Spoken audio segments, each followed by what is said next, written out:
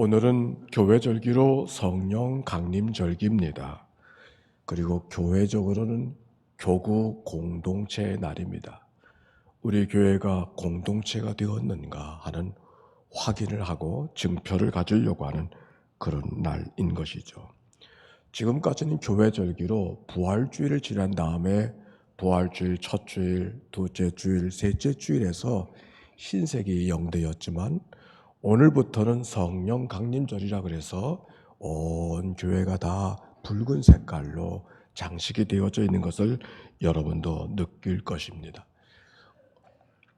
특별히 오늘은 교회 공동체의 날이지만 한국적으로는 모든 교회가 코로나 때문에 예배가 어려웠는데 예배를 회복하는 날로 이 날로 삼아야 되겠다 하는 작정된 날이 바로 오늘입니다. 그렇게 이름을 짓게 된 것은 바로 이 성령 강림절기가 교회가 시작한, 이 땅의 교회가 시작한 그런 날이 바로 이 절기이기 때문입니다. 오늘 본문의 사도행전 2장의 말씀을 읽었는데 이 말씀은 처음 교회의 모습을 설명하고 있습니다. 오순절기가 되어 각처에 모인 많은 무리들이 특별한 은혜를 경험하게 되는데 이 경험으로부터 바로 교회가 시작이 된 것입니다. 오순절 날이라 그랬어요. 오순절은 곡물을 거두는 절기를, 그래서 하나님 앞에 그 추수하게 하신 하나님께 감사하는 절기인데 부활주일 절기가 되어졌던 유월절, 그래서 유월절에 식탁을 예수님이 나누시다가 십자가 달려 돌아가시고 부활하셨기 때문에 부활절과 유월절은 같이 잘 연결되어져 있지만 그때로부터 오순 50일이 지난 다음 절기가 바로 오늘이 되는 것이죠. 우리나라에서는 봄에 씨를 뿌리고 가을에 추수를 거두지만 유대가 있는 팔레스타인 지방의 이 중동 지방 지중해성 기후이기 때문에 가을에 씨를 뿌리고 겨울에 자라다가 바로 봄에 추수를 하게 되어져서 가장 큰 추수하는 절기가 바로 이 절기가 되는 겁니다.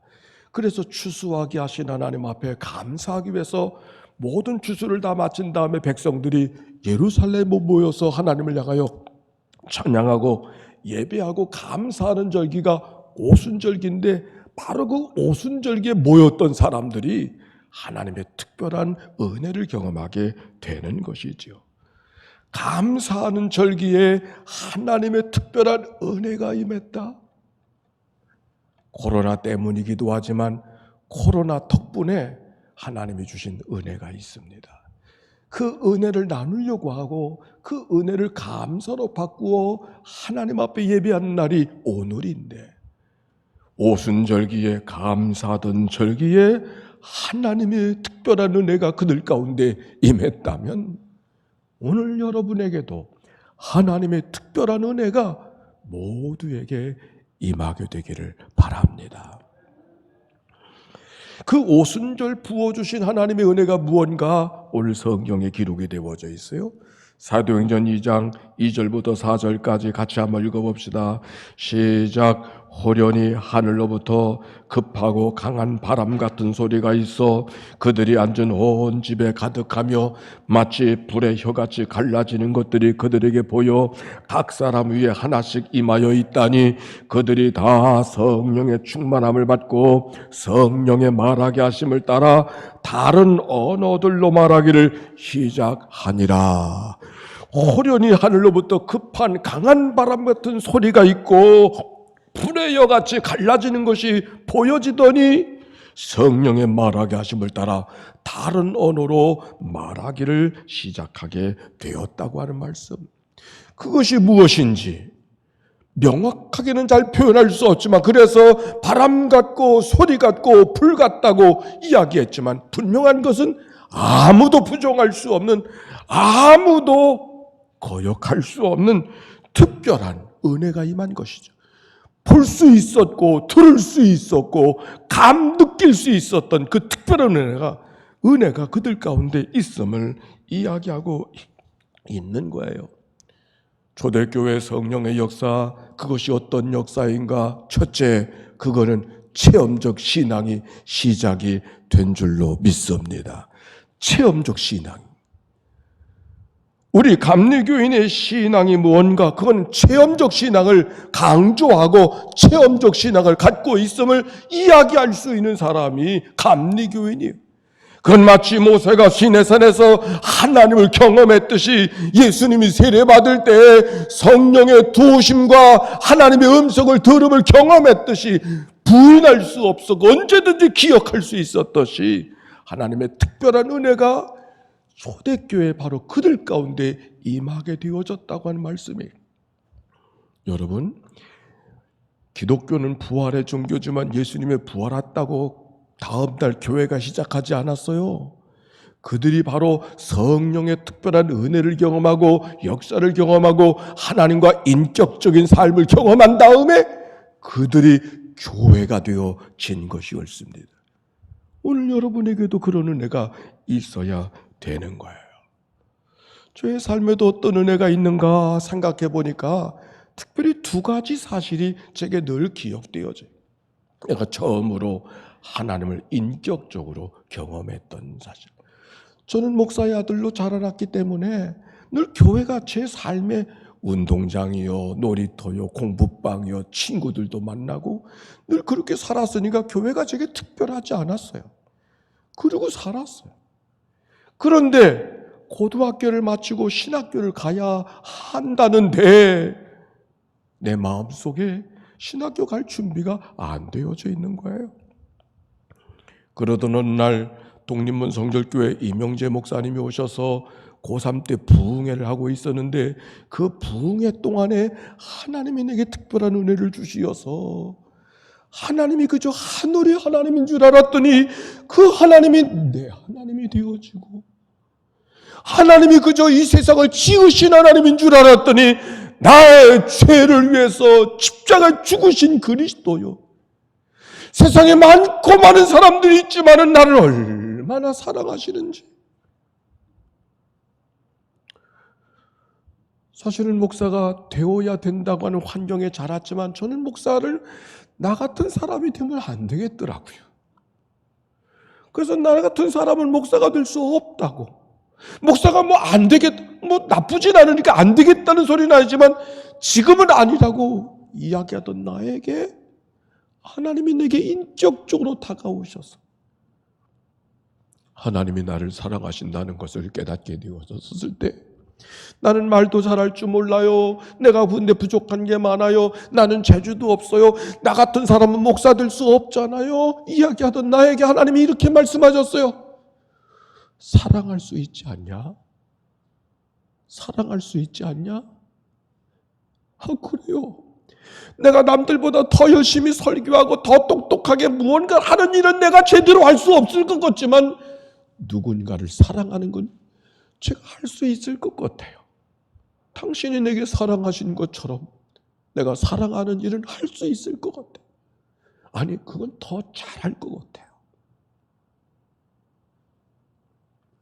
그게 제가 인격적으로 하나님을 만나고 그리고 하나님 앞에 나를 목사가 되기로 소원했던 시간이 바로 그때. 그래서 신학교를 아주 기쁘게 갔어요.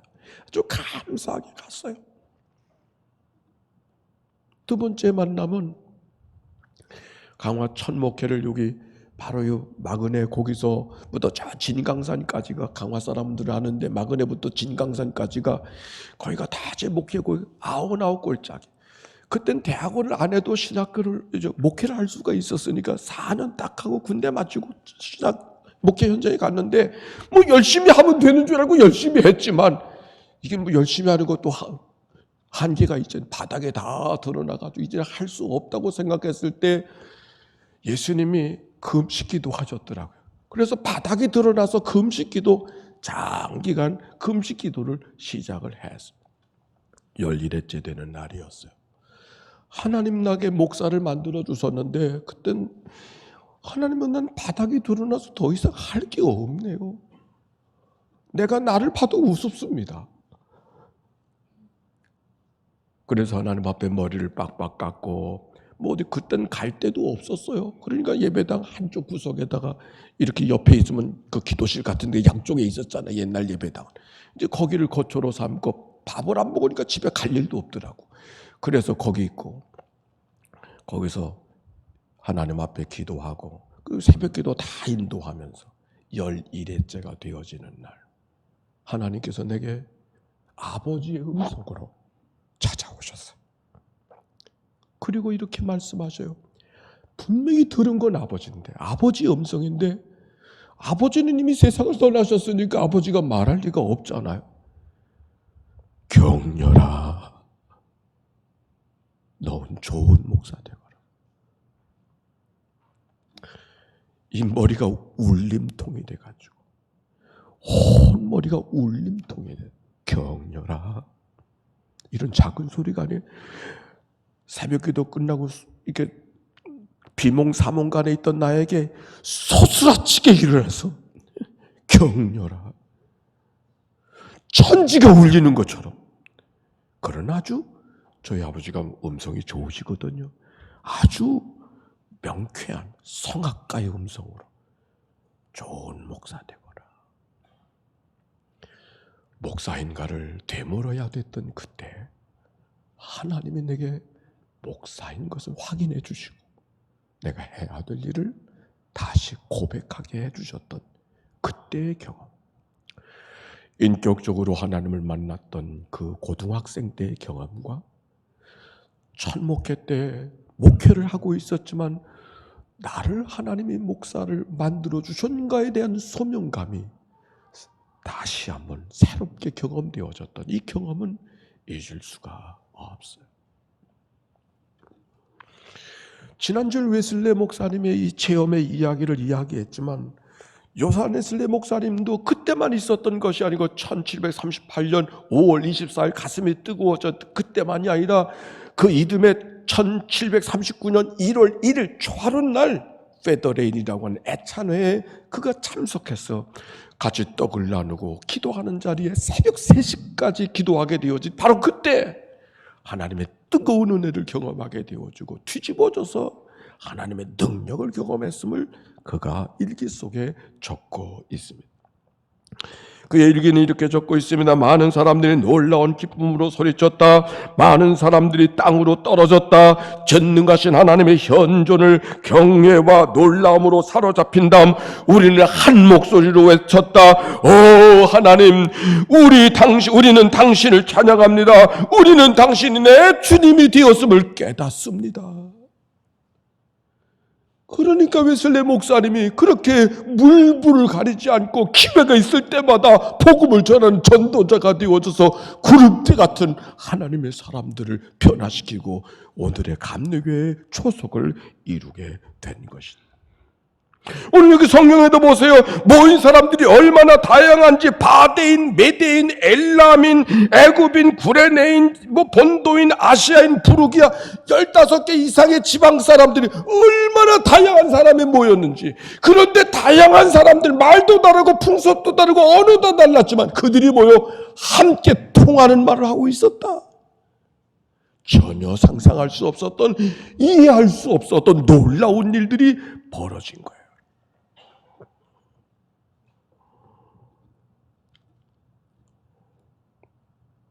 바로 그들이 하나님의 뜨거운 은혜를 특별하게 경험했던 이 뜨거움의 역사가, 이 성령의 역사가 오늘 이 하나님의 교회의 초석을 이루게 하신 줄로 믿습니다. 아마 여러분도 마찬가지예요. 오랫동안 성경을 읽어서 예수 믿은 사람 있나요? 오랫동안 성가대 하다가 예수 믿은 사람 있나요?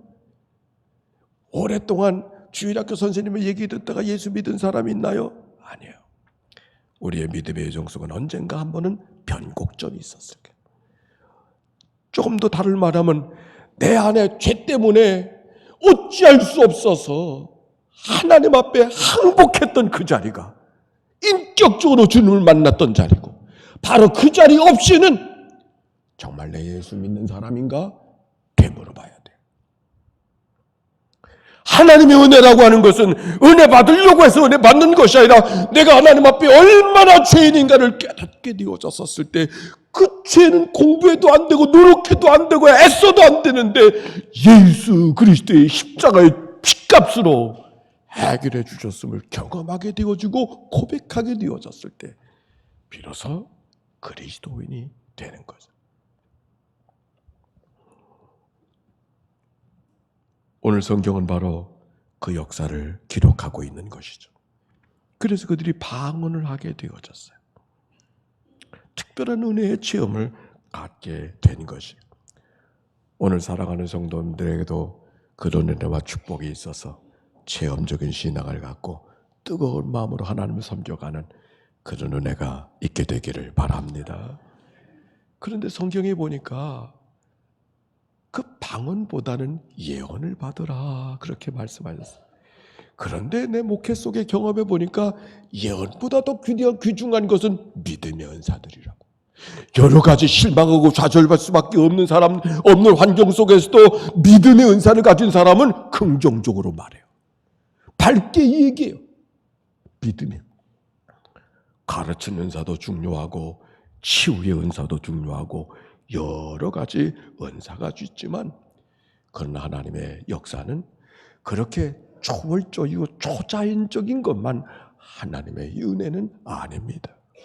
우리에게는 어떤 은혜들이 성령의 역사가 오늘도 여러분들을 예배 자리에 초대해 주시고 예배할 마음을 갖게 해 주시고 예배할 수 있도록 인도해 주신 하나님은 성령 하나님이 여러분을 이끌어 주신 줄로 믿습니다.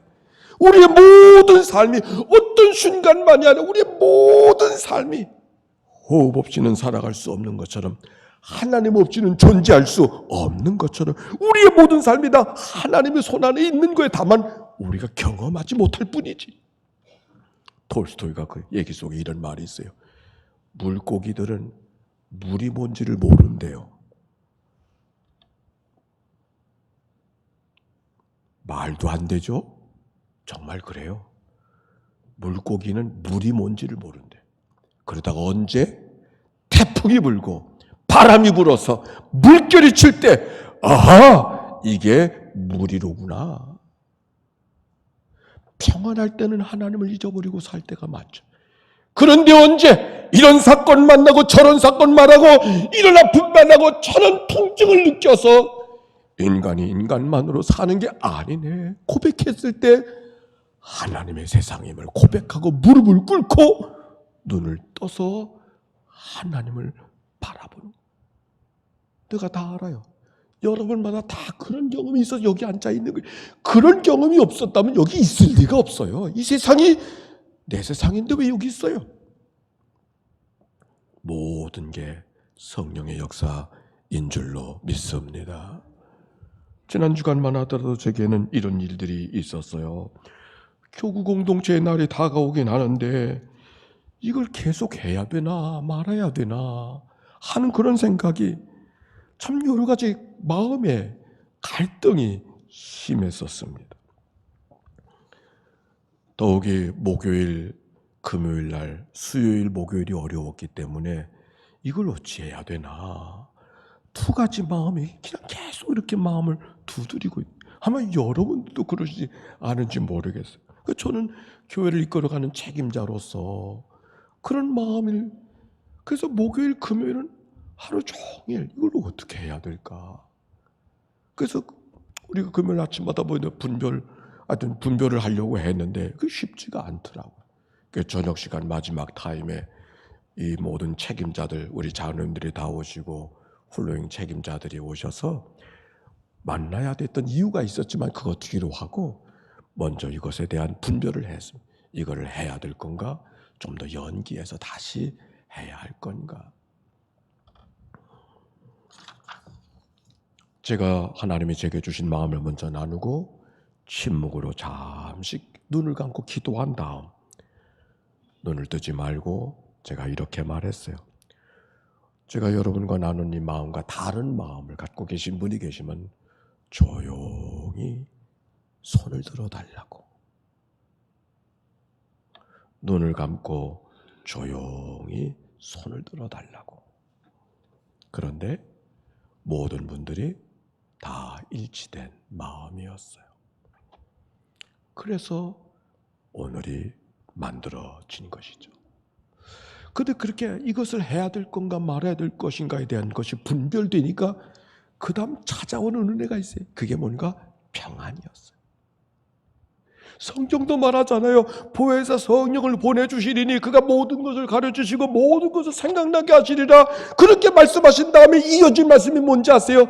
평안을 너에게 끼치노니 곧 나의 평안을 너에게 주노라. 내가 너에게 주는 평안은 세상이 주는 평안 같지 아니하니라.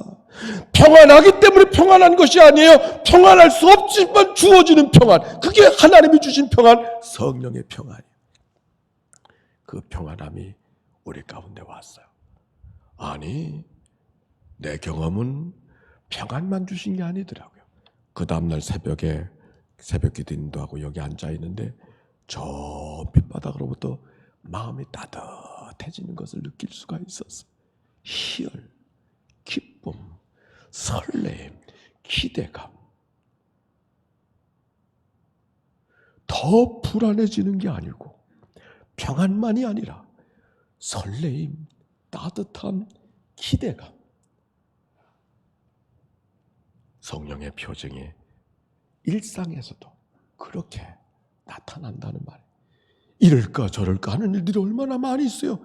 그럴 때마다 하나님이 어떻게 이끌어 가실까를 분별하고 하나님 앞에 머물러 앉게 될 때 하나님 우리의 마음을 평안함으로 소망으로 희열로 이끌어 가신, 그게 성령이 오늘도 우리의 삶의 일상을 통해서 경험할 수 있는 은혜일 거라고 생각하고 오늘 이것을 나누게 되는 것이죠.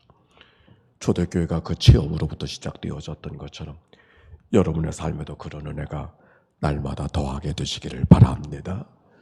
두 번째, 회개의 역사요. 오늘 저기 성경에 보니까 베드로가 열심히 설교했습니다. 너희들이 십자가에 죽은 예수를 하나님이 살리셨다고 하는 말씀을 하면서 이야기하게 하면서 죽은 예수를 하나님이 살리셔서 우리의 주와 그리스도가 되게 하셨다고 사도행전 2장 31절 말씀에, 그렇게 36절의 말씀에 그렇게 기록되어져 있어요. 그랬더니 그들이 어떻게 반응합니까? 우리가 어찌할꼬 통회하며 자복하고 있었어요. 성령의 역사가 뭔가 통회하며 자복하고 자기의 삶을 돌이키게 하신 그런 하나님의 은혜. 회개라고 하는 것은 내 내면을 하나님 앞에 정직하게 드러내는 시간, 메타노이아. 그래서 돌아오는 역사, 날마다 자기의 삶을 깊이 성찰하는 믿음의 삶, 이것이 바로 성령의 인도하심인 것이죠. 지난주에 기도에 대해서 이야기했어요. 기도는 구하는 것으로 시작했지만 구하는 것으로 끝나면 안 된다고, 오히려 하나님과 내가 함께 있음을 경험하는, 하나님과 친밀함을 경험하는 그 사랑의 관계를 확인하는 그런 자리가 되어야 된다고 이야기했어요. 그런데 하나님과 나와의 그 친밀한 함께 있음은 언제? 하나님과 나와 함께 친밀하게 함께 있음을 경험하는 그 자리는 언제? 하나님과 내가 죄가 없어야죠. 하나님과 나 사이에 죄가 없어야 되는 것이죠. 회개를 통해서만 하나님과 나가 친밀함을 경험할 수 있다는 말씀. 자기의 부끄러움과 안타까움을 드러낸다는 것이 그렇게 자랑스러운 거 아니에요. 그거 쉽지 않아요. 용기가 필요해요. 그래 신앙은 용기라고 이야기하는 것이죠. 아니 그러기에 신앙생활은 뭘까 같은가? 자전거 탈 것 같다 그랬죠. 자전거는 어떻게 타죠? 쓰러지는 쪽으로 핸들을 돌려야 돼. 쓰러지는 쪽을 외면하면 타고 갈 수가 없어요. 하나님 앞에 넘어지고 하나님 앞에 쓰러지고 하나님 앞에 부끄러운 것들을 외면하지 않고 오히려 그것을 직면하게 되었을 때 하나님이 일으켜 세워주시고 하나님이 구원해 주시고 하나님이 붙들어 주시는 하나님의 거룩한 은혜가 여러분 안에도 있게 될 줄로 믿습니다. 자기를 깊이 성찰하는 하나님의 은혜. 오늘 교회 공동체의 날로 만들지만 우리가 교회가 공동체로 경험되어졌다고 하는, 때때로는 교회가 이런저런 다툼들이 있잖아요. 그 다툼이 나쁜 사람들 때문에 만들어지는 게 아니에요. 너무 고집스러운 사람들 때문에 만들어져요. 옛날 교회는 왜 다퉜는가? 피아노가 이쪽에 있어야 되는가 이쪽에 있어야 되는가 때문에 싸웠대요. 요즘에는 영상을 가운데 두어야 되는가 옆에 있어야 되는가 이거 가지고 많이 싸운답니다. 왜 가운데 두면 십자가를 가리우니까 그 어떻게 영상을 가운데 두느냐고. 요즘 교회는 그거 가지고 싸운대. 우리 교회 말고요. 오늘 여러분들 예배당 자리 바꿔 하느라고 좀 마음 불편하지 않으셨어요? 내 자리는 여기인데. 아니요. 바로 이렇게 바꿔 앉을 수 있는 그런 마음이 교회를 사랑으로 만들고 교회를 따뜻한 교회로 만들고 공동체로 만들어가는 하나님의 역사인 줄로 믿습니다. 내 자리를 버리고 옮겨진 자리, 섬겨야 될 자리로 우리의 삶을 옮겨가는 역사, 그것도 성령의 역사. 그러므로 우리의 삶이 교회가 공동체가 된다는 것이 뭔가? 내가 옳은가 나의 의만을 고집하지 말고 내가 늘 하나님 앞에 죄인 되어질 수 있음을 고백하고 얼마든지 잘못되어질 수 있는 것을 인정하고 하나님 앞에 늘 자기를 대면시킬 수 있고 성찰할 수 있는 삶, 회개의 삶. 그것이 하나님께서 기뻐하시는 믿음의 공동체로 인도해 주실 줄로 믿습니다. 세 번째, 성령의 역사는 오늘 사도행전에 보니까 공동체를 경험하게 하는 거예요. 읽어진 말씀 속에는 그 말씀이 읽지 못했지만 모든 사람이 다 함께 있어 모든 물건을 서로 통용하고 재산과 소유를 팔아 각 사람의 필요를 따라 나눠주고 마음을 갖춰여 성전의 모기를 입쓰고 집에서 떡을 떼며 기쁨과 순전한 마음으로 음식을 먹고.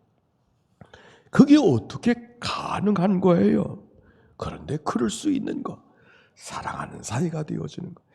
방언의 은사도 중요하고 예언의 은사도 중요하고 믿음의 은사도 중요하지만 고린도서 12장에 보니 가장 큰 은사가 무슨 은사? 다 같이 합시다. 사랑의 은사.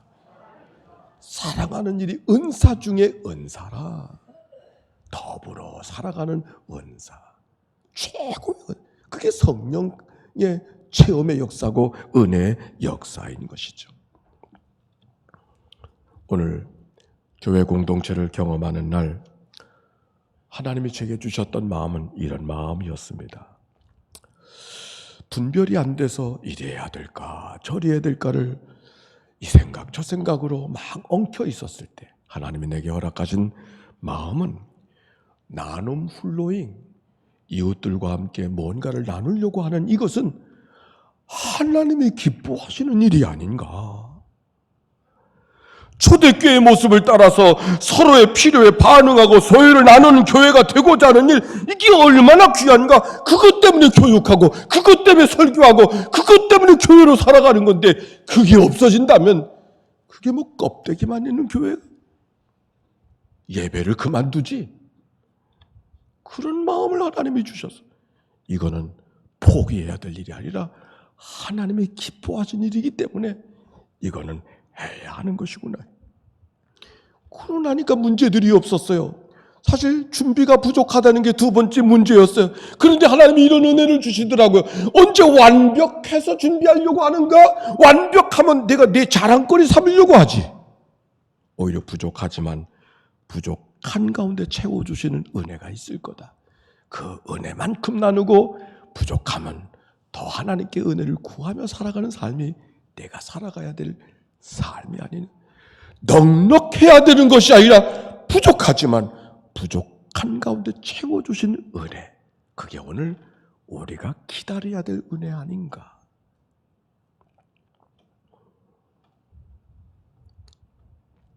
세 번째 마음은 이런 마음이에요. 교회 공동체에 나를 계획한 게 바로 코로나19 때문에 계획한 거 아니냐. 코로나19가 다 끝났다고 축제하는 게 아니라 코로나19 때문에 어려워하는 사람들을 마음을 보듬어주고 그들을 격려해주고 그들과 함께 우리가 있음을 확인해 주려고 시작한 게 이 행사인데, 코로나 때문에 그만둬? 코로나 때문에 계획된 일인데 생각을 하니까 어차피 이래도 걱정 저래도 걱정, 해도 걱정, 안 해도 걱정. 그러면 하나님이 기뻐하실 일로 결정하고 결과를 하나님께 맡기고 책임이야 담임 목사 지는 거니까 그저 내가 감당하지. 그런 마음이 하나님이 제게 주신 마음이었어요. 그래서 그 마음을 이야기한 거예요. 때로는 교구 공동체 일이 하나의 이벤트 같아서 무슨 이벤트, 이 코로나 와중에 이벤트냐고. 여러분, 이건 이벤트가 아니에요. 이건 우리가 공동체 되었는가? 교회 되었는가? 우리가 그것 때문에 오늘도 믿음 안에 살아가는 거 아닙니까? 믿음의 이웃들을 신음소리를 마음을 살피고 그들과 더불어 가려고 하는 우리들의 노력들, 이것은 포기해야 될 일이 아니고 이 땅에 교회가 있는 한 언제든지 계속되어야 되고 어쩌면 오늘만이 아니라 해마다, 아니 해마다뿐만 아니라 기회가 있는 대로 우리는 그런 은혜가 이 교회 속에 있을 때 사랑이 넘치는 교회, 사도행전의 교회를 닮은 교회, 하나님이 기뻐하시는 교회, 우리 모두가 다 꿈꾸고 기대하는 그 하나님의 교회가 바로 그런 교회가 될 줄로 믿습니다. 워런 웨어스비의 말을 기억합니다. 이 땅의 희망은 여기 교회가 있기 때문이라고. 그가 교회를 희망이라고 말하는 것은 건물이 아니에요. 조직이 아니에요. 프로그램이 아니에요. 얼마나 나누는 삶이, 얼마나 이웃들의 신음소리에 반응할 줄 아는 사람이 있는가. 그런 교회, 그게 바로 이 땅에 희망이 있는 것이. 세상에서는 상처받은 사람들이 할지라도 교회 속에 위로받고 교회 속에 따뜻함을 느끼는 그런 하나님의 교회가 오늘 교구 공동체를 통하여서 우리가 경험되어지는 특별한 은혜로 여러분 모두 가운데 임하게 되시기를 주의 이름으로 축원합니다.